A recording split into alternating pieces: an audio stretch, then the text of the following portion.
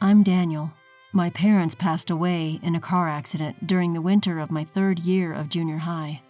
At that time, my younger brother John had just entered elementary school and couldn't do much without someone's help. Our relatives weren't unkind people, and they mourned our misfortune with us. However, all their households had circumstances that made it impossible for them to take in both a 15-year-old and 7-year-old child. Essentially, we had no one to rely on. So, although I had plans to go to high school, I decided to give that up. Instead, I began working as a construction worker at a local construction company from the spring. While my classmates were attending high school and enjoying their youth, I had to work from morning till evening, sweating it out. It was tough, and people around me who didn't know my situation suspected poor academic ability or bad conduct, which sometimes made me feel miserable. But watching over and raising my little brother was much more important. I didn't want him to feel lonely, and I wanted him to live as normally as possible. Therefore, I worked my tail off every day, doing house chores even though I wasn't used to it, and helping him with his studies at night, spending all my time raising him. Perhaps thanks to that, he grew up to be a studious and hard-working young man, progressing smoothly from middle school to high school, then to university, and eventually getting a job. Intelligent and hard-working, he is the pride of my life. When John went to college, a relative who helped him financially said, "It's because of you, Daniel, your hard work, that John grew up so straight." I was prouder than ever. One day, my adorable younger brother brought his girlfriend home. She was the daughter of a large company. She certainly had good manners and seemed smart. I wouldn't use the term a mismatch in social status nowadays, but considering our family's circumstances, the relationship between him and her felt exactly like that. Though he was clearly smitten, I found myself quite intimidated by her refined aura. Moreover, we never had much female company in our house, so I had zero experience entertaining women, which made me very nervous. Despite the nerves on my part, it seemed to have been worth it. His girlfriend showed appreciation for our hospitality, and she treated me kindly, acknowledging me as her boyfriend's brother. I envied him for having such a wonderful person as his future wife. I wanted them to be absolutely happy, so I wanted to cherish my sister-in-law as much as him. At least at first. Since then, John's girlfriend has come to my house several times. Although she seemed uncomfortable in our small house, she behaved cheerfully most of the time. I was happy to think that she was getting used to our house. As if to validate that feeling, when it was decided that he and she were to get married, I felt even more relieved and delighted. However, it was a Sunday, just about a week before the wedding ceremony. Though I had the day off and was taking it easy at home, I received a call on my cell phone from John's girlfriend. Even though it was only over the phone, her voice sounded very different from when she was with him, and she sounded upset. "Brother-in-law, about John's and my wedding next week. Could you not attend?" "What do you mean?" I asked, surprised, but she continued without paying attention. "Well, you see, my family has a fair bit of stature. I can understand John being there because he's brilliant and handsome regardless of his background. But for someone like you, Daniel, who lacks educational and professional credentials, to be part of our family is a bit troubling, let's say. It's not just about me. I can't put my parents through the embarrassment or discomfort." She spoke clearly, not mincing words. John had told me that he liked her straightforward personality, but to me, it was just cruel. "I understand that legally you can't sever the ties of brotherhood, so I'll give up on that. But at the very least, I would like to pretend you don't exist. All I'm asking is for you to not attend the wedding and not be present at family gatherings. Can you do that, for the sake of John's and my bright future?" Regardless of how she feels, when she says it's for his bright future, I can't deny her words. After all, I've lived my life up until now for his happiness. I can't go against that policy at this point, even if that meant I couldn't be present on his big day. I understand your point. I too have lived long enough, and it's not like I haven't been told about my lack of education and career credentials. If my absence will be beneficial for John and you, I will not attend the ceremony. Is that okay?" "Yes, I really appreciate it." As soon as I confirmed my absence, her mood seemed to brighten, and she said goodbye in the cheerful voice I was familiar with, and hung up the phone. After the call, I felt a wave of exhaustion and ended up slumping on the floor. Even though I said all that, it doesn't mean that I'm not upset. Rather, the fact that someone who is going to be family, his wife, thinks of me in such a way is sad. What's most painful is not being able to attend his wedding. I wanted to take our parents' portraits there and celebrate with the four of us as a family. But I can't deny it. The truth is, my academic abilities are not strong, and my employment history is not something to be proud of. It was my own decision to give up on pursuing a higher education, so the one to blame is actually me. I'm the one dampening his new beginning. I'm the one casting a shadow over his important milestone. As I fell into deep self-loathing, I spent the day feeling depressed. After being in a daze all day, unable to focus on anything, he returned home after finishing work.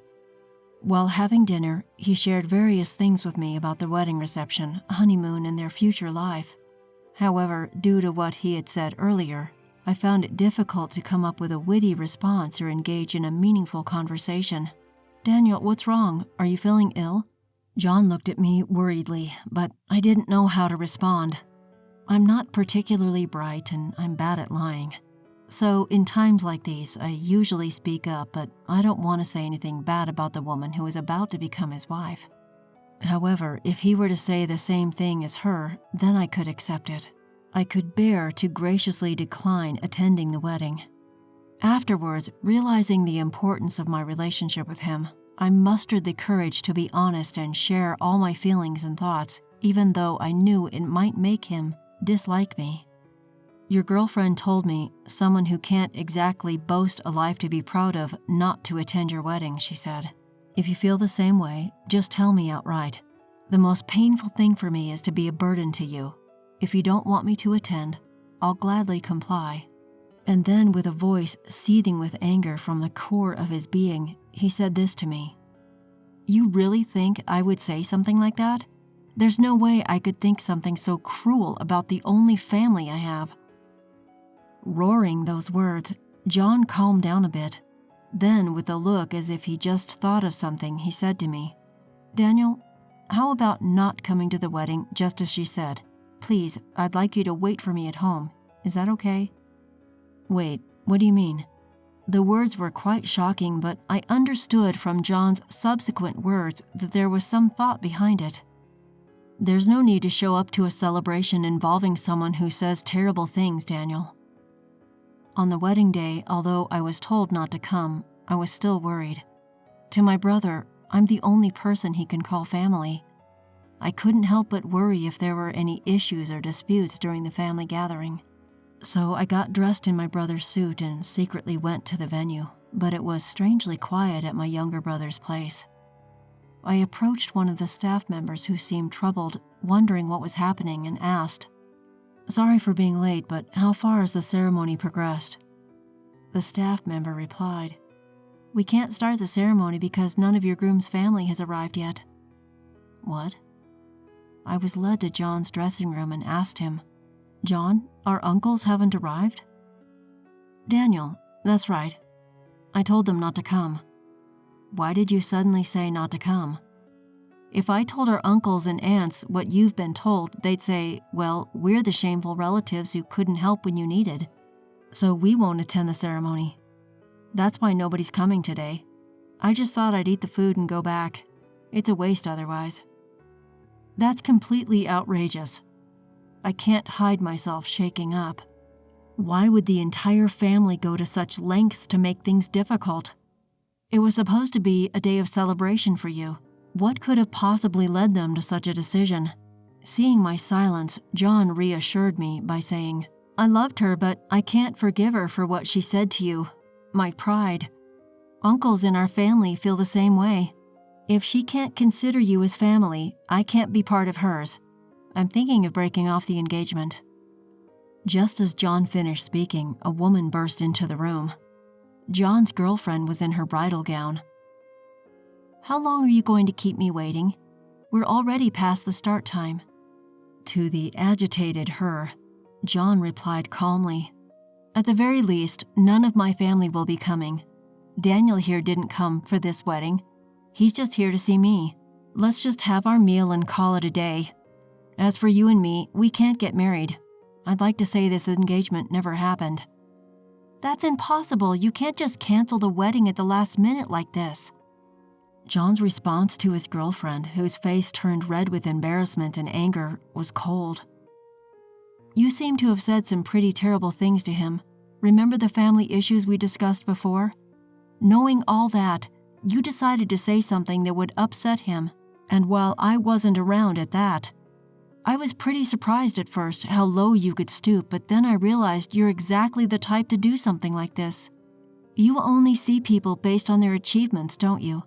Unfortunately, I'm also what you'd call a failure raised by another failure, so I can't marry a woman who doesn't care about my family." She burst into tears. "I'm just telling the truth. I can't introduce a family where the husband's family consists of only high school dropouts working in construction. How shameful." I asked myself if I could remain silent after being talked to like that. John defended me and sided with me, and if I kept my silence, it would make him look foolish. This was an issue between her and me. While she might be right, I have lived my life doing my best. It hurts when someone who knows nothing about me looks down on me. Yes, I might not be the brightest, and I have no prestigious credentials, but even without such things, I have lived my life strongly to protect my precious family. You have no right to deny my way of life." With her hysterical crying and my loud voice, her family and the venue staff began to gather. Inadvertently, everyone heard her offensive words. Her parents, figuring out what was happening through her words, began to bow their heads to my brother and me. "And here I thought you finally found a man to marry, and you start saying such things. I thought I could finally relax, thinking you were going to move out." Her father, his head in his hands, scolded her. "We deeply apologize. It's partly our fault for spoiling her too much. We sincerely apologize and hope you can forgive her."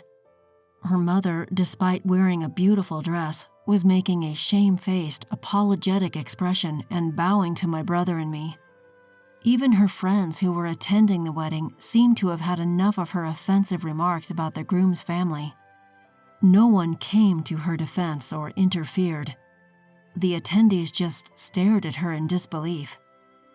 Even she, usually so glib, was left speechless. Perhaps she finally realized the reactions her words were causing, or maybe she finally understood the disastrous situation she had created.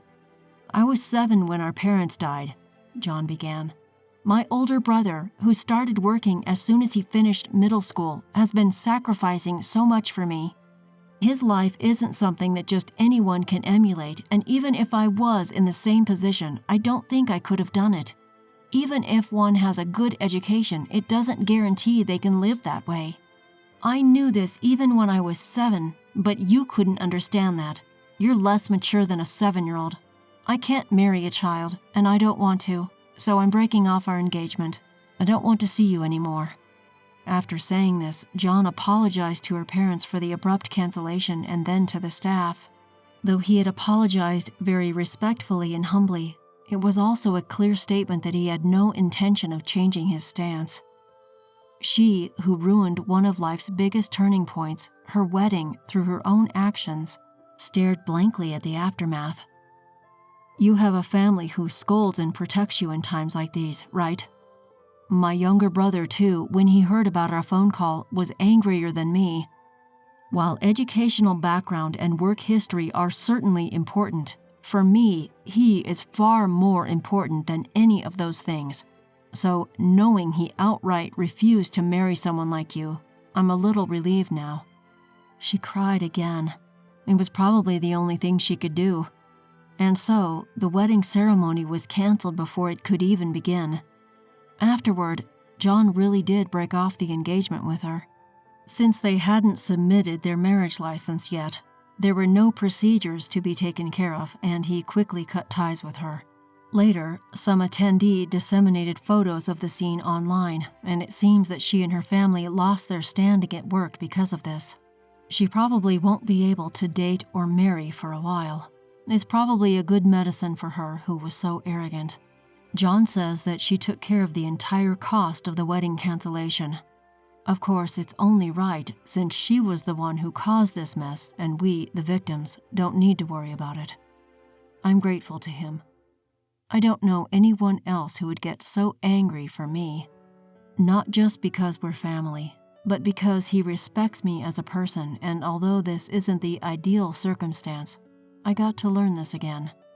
After this incident, it feels like our bond as brothers has deepened even more. I'm really proud of John, whom I've raised with care even though we don't have parents, for growing into such a fine person. Encouraged by him, I started studying for my high school equivalency exam, something I'd been contemplating for a while. A year later, I passed the exam and switched jobs. It's a completely different field from what I was doing, but learning something new is fun. While working hard, I got my first girlfriend. Of course, she's a woman who values me and my precious family.